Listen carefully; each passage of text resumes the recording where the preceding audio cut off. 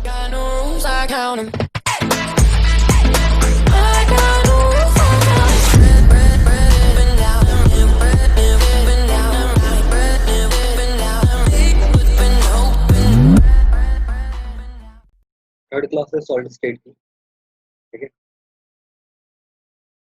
इससे पहले हम लोग 2 क्लासेस कवर अप कर चुके हैं। इसके अंदर हम टाइप्स ऑफ सॉलिड पढ़ा था।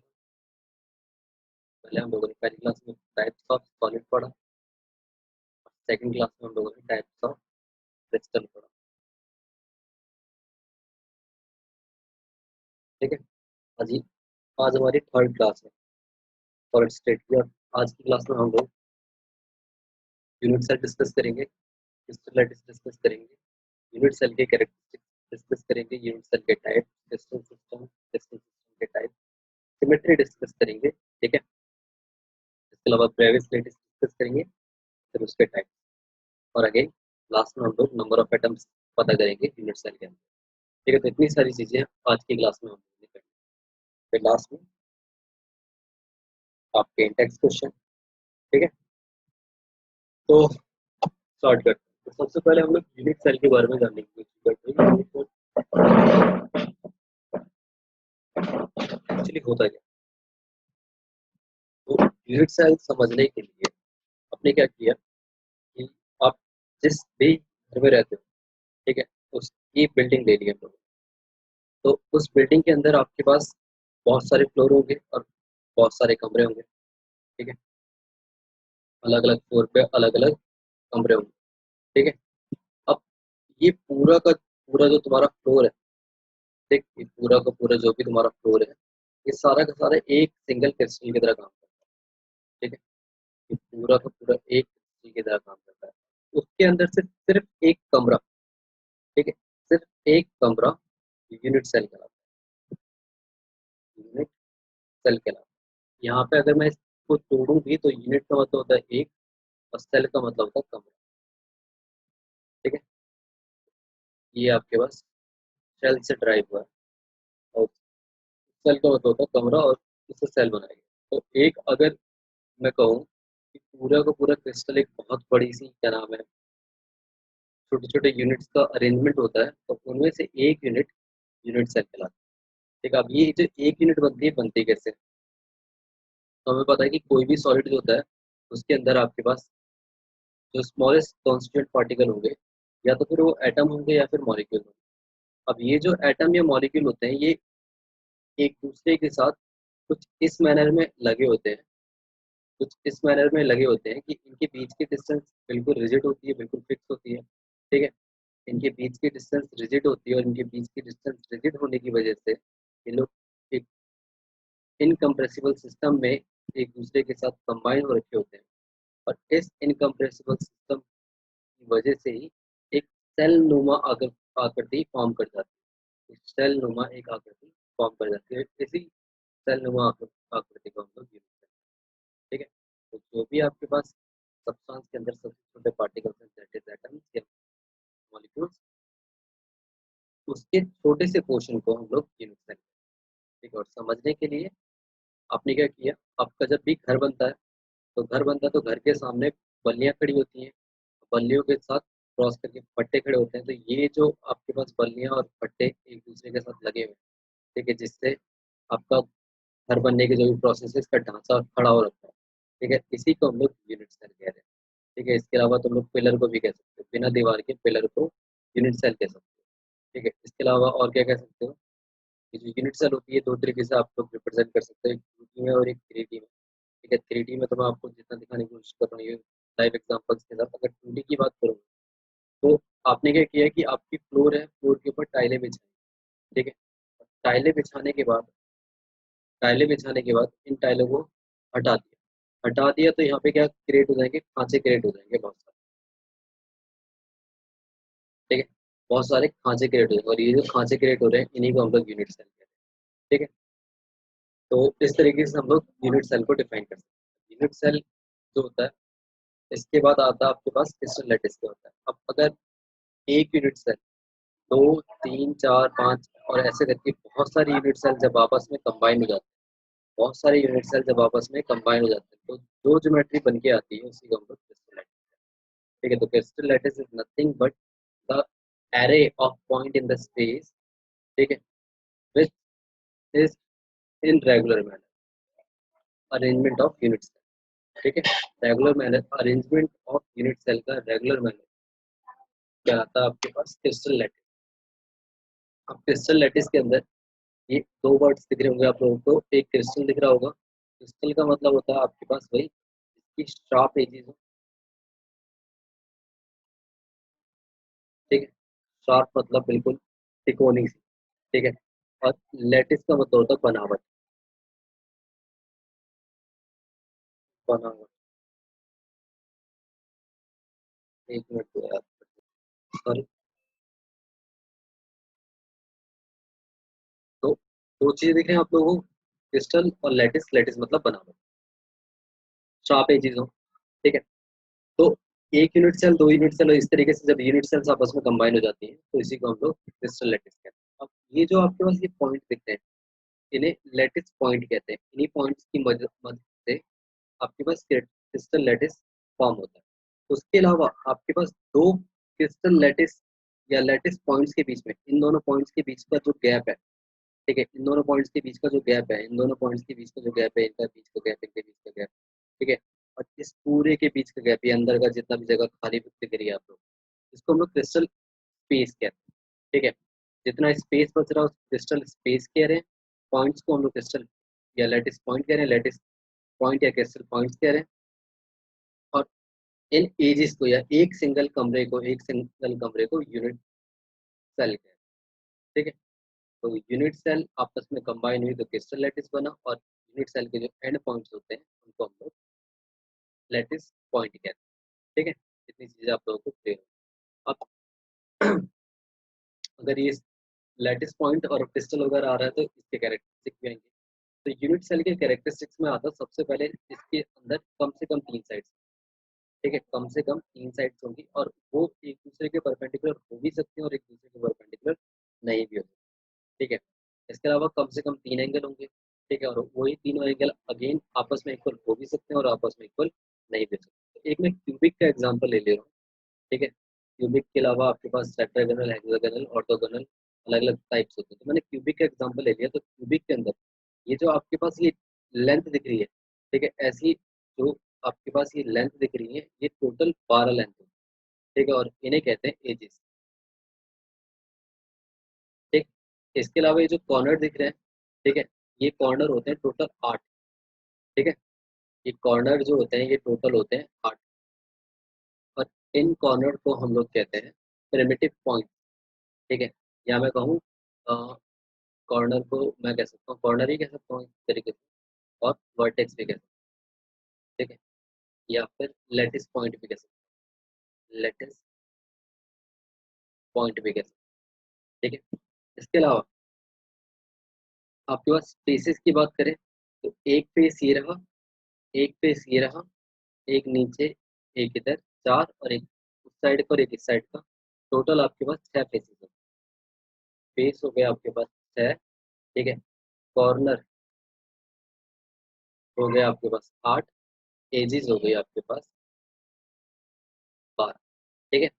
फिर एंगल्स जो होते हैं वो आपके पास तीन, तीन एंगल्स कैसे निकलते हैं आपके पास थ्री डायमेंशनल ज्योमेट्री के according, x axis, y axis और जेड एक्सिस पर अगर मैं किसी भी क्रिस्टल लैटिस को रख, ठीक है, किसी भी क्रिस्टल लैटिस को रख दो, तो जो भी ये अपना एंगल बना रहा होगा एक्स के साथ, वाई के साथ और जेड के साथ, उसी को हम लोग अल्फा, बीटा और गामा के नाम से जानेंगे। तो इसके अंदर तीन एंगल होंगे, ठीक है, और तीन एंगल, तीन साइड, ठीक है, 6 फेसेस, 8 कॉर्नर, 12 एजेस, ये सारे के सारे इसके कैरेक्टरिस्टिक्स।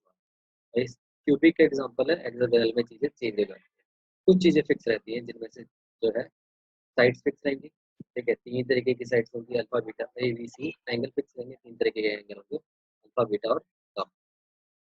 नेक्स्ट आता है आपके पास टाइप्स ऑफ यूनिट सेल। तो यूनिट सेल जो होता है वो मेनली या प्राइमरीली स्टार्टिंग में, ठीक है, दो टाइप्स में डिवाइडेड होता है। पहला होता है आपके पास प्रिमिटिव यूनिट सेल और दूसरा होता है सेंटर्ड यूनिट सेल। अभी जो सेंटर्ड होता है इसके अगेन 3 टाइप आ जाते हैं आपके पास, base centre, body centre, end centre, और एक तुम्हारे कोर्स में नहीं है एनसीईआरटी में, वो भी नोट कर लोगे तुम लोग, एंड सेंटर्ड यूनिट सेल। ठीक है, तो सेंटर्ड में आपके पास 4 हो गए। ठीक है, सेंटर्ड में आपके पास 4 हो गए, और प्रिमिटिव में केवल और केवल एक होता है। तो यूनिट सेल के जो टाइप है वो 2 तरीके से रहता है आपके पास, प्रिमिटिव और सेंटर। ठीक है, फिर सेंटर्ड के आपके पास 4 टाइप आ जाते हैं, 1, 2, 3 और 4। पहला आता है आपके पास फेस का सेंटर, दूसरा आता है आपके पास बॉडी का सेंटर, तीसरा आता है आपके पास एंड का सेंटर। ठीक है, और लास्ट आता है आपके पास एज का सेंटर। ठीक है, इनको एक एक करके हम लोग डिटेल में पढ़ते हैं। तो सबसे पहले आता है आपके पास प्रिमिटिव, जिसको हम लोग सिंपल भी कहते हैं। ठीक है, सिंपल यूनिट सेल भी कहते हैं और कन्वेंशनल भी कहते हैं समटाइम। ठीक है, तो अब ये होते क्या हैं? तो ये वो यूनिट सेल होते हैं जिनके अंदर आपके पास केवल और केवल एटम जो होता है वो कॉर्नर पे अवेलेबल होता है, कॉर्नर पे।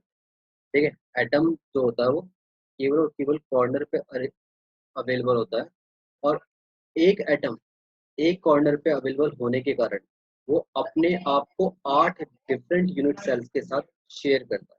ठीक है, और 8 डिफरेंट यूनिट सेल्स से शेयर करने की वजह से उसका एक यूनिट सेल के अंदर जो पोर्शन होता है वो 1/8 होता है। टोटल उसके पास 8 यूनिट सेल्स होते हैं। ठीक है, और एक ही एटम है, तो एक एटम को आप लोगों ने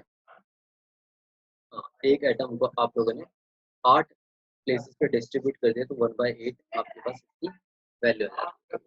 प्रिमिटिव कौन से होते हैं? प्रिमिटिव वो होते हैं इसके अंदर कांस्टेंट पार्टिकल जो कि होते हैं एटम या फिर मॉलिक्यूल। ठीक है, वो 4 point of the corner, corner के चारों पॉइंट्स पे अवेलेबल होते हैं, और कॉर्नर में 4 पॉइंट्स होते हैं, यहाँ पर 8 पॉइंट्स कॉर्नर। ठीक है, 8 पॉइंट्स जैसे आपको फर्स्ट फिगर में दिख रहे हैं। तो ये ऊपर के 4 और ये नीचे के 4, टोटल 8। एक कॉर्नर पे 1/8 पोर्शन शेयर करता है ये, तो टोटल 1/8 पोर्शन शेयर कर रहा है एक कॉर्नर पे, और टोटल कॉर्नर है 8, तो 8 से 8 कट जाता है, तो एक एटम आपके पास पर यूनिट सेल आता है कि भैया एक एटम, एक यूनिट सेल के अंदर टोटल जो है एक एटम अवेलेबल है। अब लाइक ये आपके पास दे रखा है primitive unit cell, open space filling दे रखी है, और ये आपके पास स्पेस फिलिंग स्ट्रक्चर है, और ये एक्चुअल पोर्शन है जिस तरीके से एक्चुअली दिखेगा। ठीक है, नेक्स्ट आता है आपके पास सेंटर्ड। ठीक है, अब सेंटर्ड का मतलब है प्रिमिटिव तो होगा ही होगा। ठीक है भैया, प्रिमिटिव तो होगा ही होगा, और एडिशन में किसी भी एक सेंटर पे, ठीक है, एक या एक से ज्यादा एटम्स अवेलेबल होंगे। ठीक है, तो सेंटर्ड यूनिट सेल वो यूनिट सेल होता है जिसके अंदर कॉर्नर के तो एटम्स होते ही होते हैं। ठीक है, कॉर्नर के एटम्स होंगे ही होंगे, तो लिखा other than corners atom, corners के एटम के अलावा। ठीक है, कॉर्नर्स के एटम के अलावा एक या एक से ज्यादा कांस्टेंट पार्टिकल कहीं भी दूसरी जगह पे हो सकता है। ठीक है, अब अगर ये फेस सेंटर्ड है तो एक एक करके, तो 3 सेंटर्ड के एग्जांपल्स हैं 4। ठीक है, अब अगर ये फेस सेंटर है, सॉरी सबसे पहले आता है बॉडी सेंटर। तो अगर ये बॉडी सेंटर्ड है जिसको हम लोग बीसीसी कहते हैं, तो 4 तो कॉर्नर पे होंगे ही, 1 2 3 4 5 6 7 8, 8 कॉर्नर्स पे एक एटम तो होगा ही होगा। इसके अलावा एक एटम बॉडी के बिल्कुल ही सेंटर के अंदर होगा, बॉडी के बिल्कुल ही सेंटर के अंदर होगा एक और एक्स्ट्रा एटम। तो इस तरीके से आपके पास एक बॉडी के अंदर हो गया, बॉडी के सेंटर में हो गया। ठीक है, और एक कॉर्नर पे हो गया,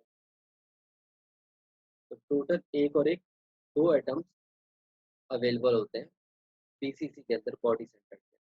तो जैसे कि आपके पास 3D डायमेंशन में स्ट्रक्चर दिख रहा है, आपके पास क्या है, अगर मैं इसको थोड़ी देर के लिए भूल जाऊँ, ये प्रिमिटिव होगा, प्रिमिटिव क्योंकि इसके 8 कॉर्नर पे 1/8 पोर्शन ऑफ एटम है। बाकी इसके अलावा सेंटर में एक और है, सेंटर में एक और है, ये बीसीसी कहलाएगा कि भैया बॉडी के सेंटर में एक यूनिट, एक और एटम अवेलेबल है, इसीलिए इसको हम लोग बीसीसी या फिर body centre. So such unit cells which contain one constant particle, that is atom or molecular ion at its body, इसके बॉडी के सेंटर में भी हो एक और। ठीक है, besides one at the corner, corner वाले को छोड़कर एक और होना चाहिए, उसको हम लोग बीसीसी या फिर बॉडी सेंटर्ड यूनिट सेल कहेंगे। नेक्स्ट आता है आपके पास एफसीसी, ये होता है फेस सेंटर्ड। अब अगर मैं क्यूबिक का ही एग्जांपल ले लेता हूं, तो क्यूबिक के अंदर टोटल जो फेसेस होते हैं वो होते हैं 6 फेसेस। ठीक, इन 6 फेस में अगर मैं एक एटम फंसा दूं, देखो जैसे कि एक एटम मैंने फंसा दिया, तो उसका आधा पार्ट इस वाले यूनिट सेल के पास और आधा पार्ट इस वाले यूनिट सेल के पास। तो अब अगर मैं यहाँ पे एक एटम फंसा दूं तो आधा ऊपर वाला आधा नीचे वाला, यहाँ फंसा दूं तो आधा इसके पास आधा इसके पास, नीचे और इधर, तो टोटल और एक इधर और एक इधर, टोटल 6 फेसिस पे आधे आधे एटम्स अवेलेबल होते हैं। दैट इज 3 एटम्स अवेलेबल हो गए फेस के ऊपर। ठीक है, इसके अलावा एक एटम होगा आपके पास कॉर्नर पे, तो टोटल 4 एटम जिसके अंदर अवेलेबल होंगे। ठीक है, 3 और 1 4, टोटल 4 एटम जिसके पास अवेलेबल होंगे, तो उसको हम लोग एफसीसी कहेंगे। ठीक है, एफसीसी में आपके पास फेस के ऊपर टोटल कितने फेसेस है? 6 फेसेस है।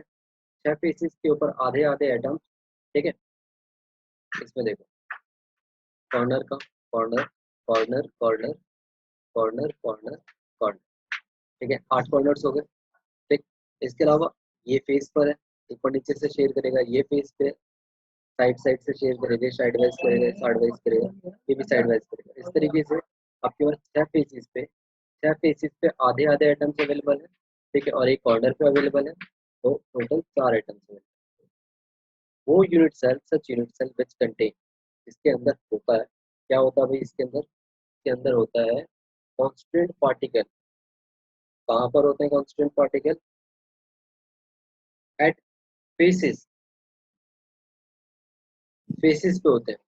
ठीक है, इधर फेस, ये फेस उधर का और उधर का, सारे फेसेस पे आधे आधे पार्टिकल्स होंगे एंड कॉर्नर पे 1 8 पार्टिकल होगा। तो इस तरीके से जो यूनिट सेल बन के आएगा उसको हम लोग face centred unit cell. Next आता है आपके पास एंड सेंटर। अब देखो एंड सेंटर और फेस सेंटर में क्या फर्क है? फेस सेंटर में हर फेस पे रहेगा एक आधा आधा आइटम। एंड सेंटर में केवल और केवल कोई से भी 2 फेसेस पे जो एक दूसरे के एंड पे हो, ठीक है, आधे आधे पार्टिकल्स अवेलेबल होंगे, या फिर इन दोनों पे या फिर इन दोनों पे या फिर इन दोनों पे, किन्हीं भी दो फेसिस पे जो कि एंड टू एंड कनेक्टेड है, एटम्स का होना, किन्हीं भी दो फेसिस पे जो कि एंड टू एंड कनेक्टेड है, एंड से एंड कनेक्टेड है, उसको हम लोग एंड सेंटर यूनिट सेल करें।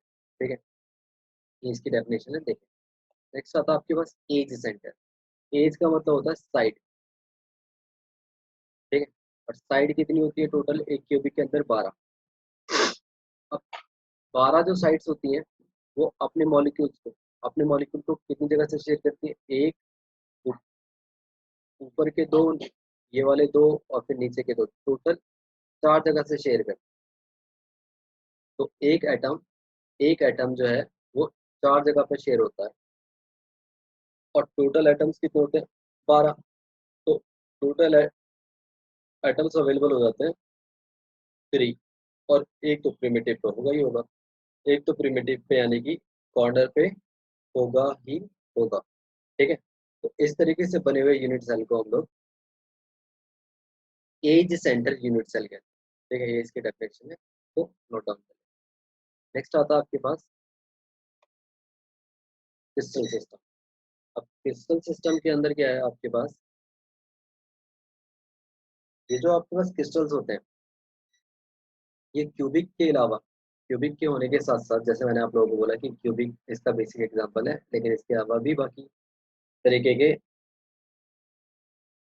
आपके पास क्रिस्टल्स होते हैं। क्यूबिक के अलावा आपके पास आता है टेट्रागोनल, टेट्रागोनल के अलावा ऑर्थोरोम्बिक, हेक्सागोनल, रोम्बोहेड्रल या ट्राइगोनल कहते हैं जिसको हम लोग, मोनोक्लिनिक और ट्राइक्लिनिक। ठीक है, ये इनकी प्रॉपर्टी है। इनकी प्रॉपर्टी में क्या है कि तीनों साइड्स बराबर होते हैं, तीनों एंगल बराबर होते हैं, और ये एक एग्जांपल्स है NaCl और ZnS और CO। ट्राइगोनल में 2 साइड्स बराबर होती हैं और तीनों एंगल बराबर होते हैं, इसके एग्जांपल्स है। ठीक है, ऑर्थोरोम्बस में कोई भी साइड बराबर नहीं होती लेकिन एंगल सारे बराबर होते हैं, और इसके ये एग्जांपल्स। हेक्सागोनल में 2 साइड्स बराबर होती है लेकिन तीसरी नहीं होती, 2 एंगल बराबर होते हैं, तीसरा एंगल 120 का होता है, 290 का और एक 120 का, और ये इसके एग्जांपल। रोम्बोहेड्रल, या फिर मैं कहूँ ट्राइगनल में आपके पास तीनों साइड्स तो बराबर होती हैं, लेकिन तीनों के तीनों एंगल बराबर नहीं होते। हाँ, लेकिन 120 से छोटे जरूर होते हैं। इसके एग्जाम्पल।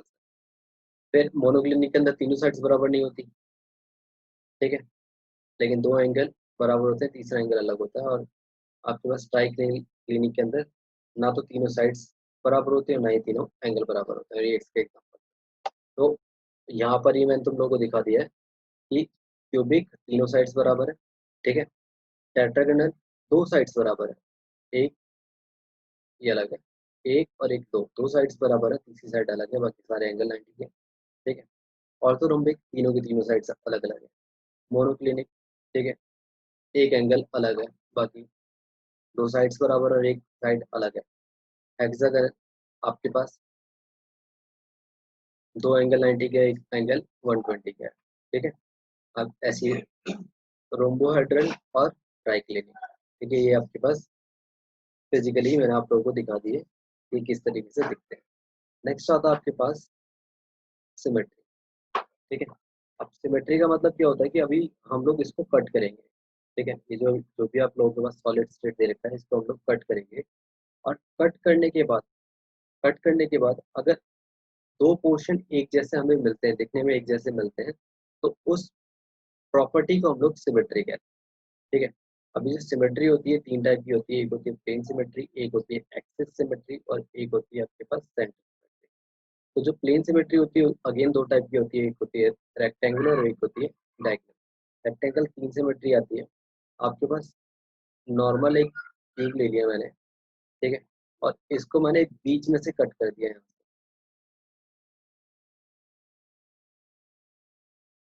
मैंने बीच में से कट कर दिया यहाँ से। तो ऊपर का पोर्शन और नीचे का पोर्शन बराबर दिखेगा, ऊपर का पोर्शन और नीचे का पोर्शन बराबर दिखेगा। तो एक कट मैं यहाँ से लगा सकता हूँ, एक कट मैं यहाँ से लगा सकता हूँ, ठीक है, और एक कट मैं यहाँ से लगा सकता हूँ। तो तीन तरीके के कट्स मेरे पास अवेलेबल है, इसीलिए इसकी तीन सिमेट्रीज होती है, ठीक है, तीन सिमेट्रीज होती है। इसके अलावा अगर मैं डायगोनल की बात करूँ तो सेम एलिमेंट के अंदर डायगोनली एक कट मैं यहाँ से लगा सकता हूँ,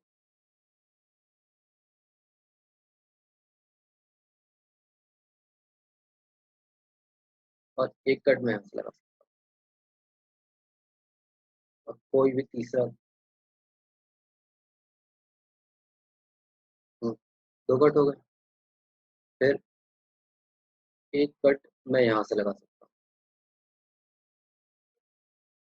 फिर एक कट मैं यहाँ से लगा सकता हूँ,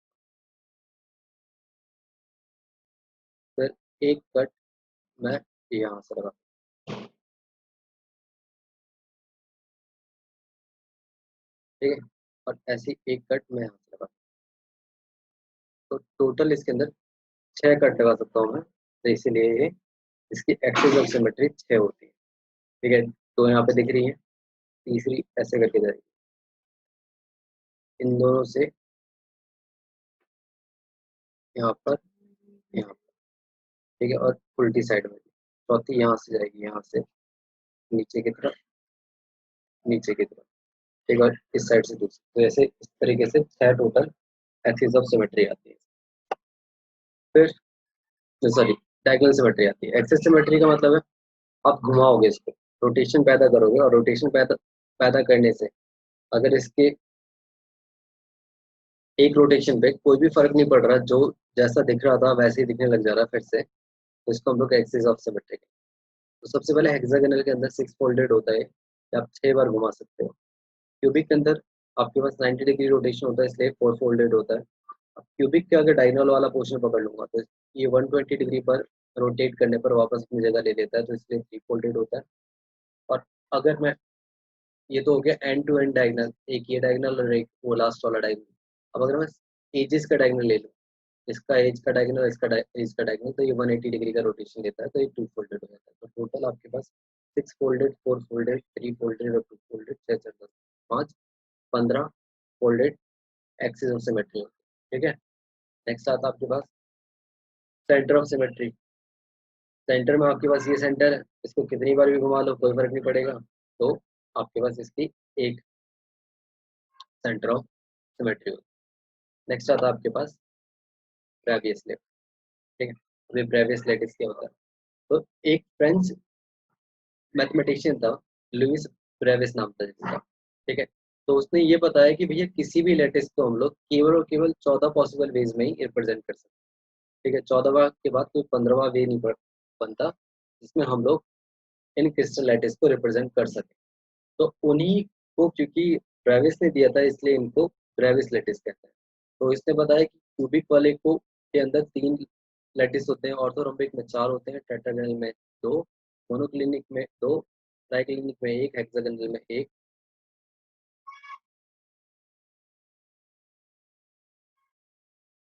और रोम्बोहेड्रल में, ठीक है। रोम्बोहेड्रल में एक एक और इनके नाम है 3 कौन कौन से, सिंपल, फेस, बॉडी। ऑर्थोरोम्बिक में रेक्टेंगल, अभी मैं आगे दिखा दूँ।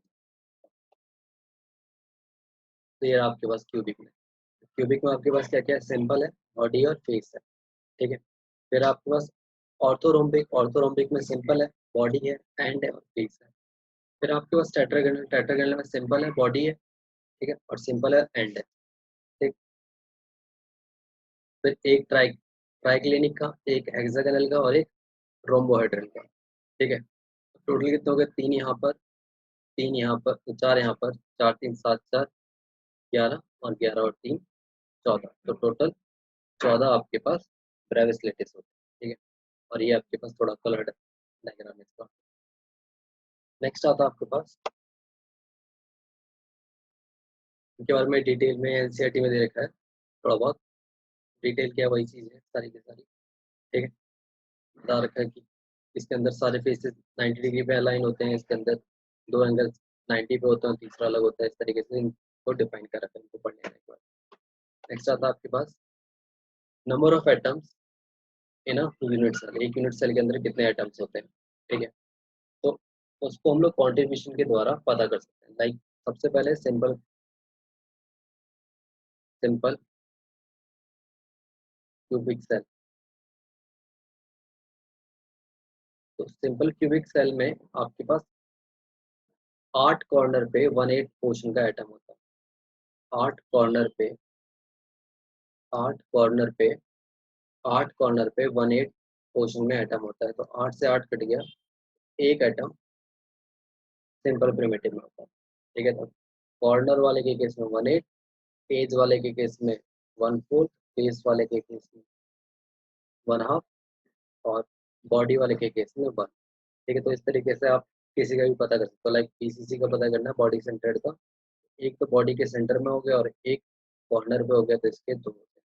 इस तरीके से अगर आपको एफसीसी का पता करना है फेस सेंटर का, तो एक तो बॉडी के सेंटर में होता है और 6 फेस होते हैं, और हर फेस पे कितना होता है, 1/2, हर फेस पे 1/2 होता है, इससे कट गया 1 + 3 आ गया, तो टोटल फेस पे 4 होते हैं। तो इस तरीके से आप किसी के भी नंबर ऑफ एटम्स पता कर सकते हो यूनिट सेल के अंदर, ठीक है। तो आज की क्लास में इतना ही, जितनी चीज़ें कवर होनी थी सारी की सारी कवर हो गई हैं। बाकी नेक्स्ट क्लास में नेक्स्ट चीज़ देखेंगे। थर्ड यहाँ पे मैं डालना भूल गया हूँ, थर्ड आपके पास इंटेक्स कर लेना, और उसको मैं अभी इसमें डाल के पीडीएफ तो मैं ग्रुप में सेंड कर दूँगा, ठीक है। Thank you, bye.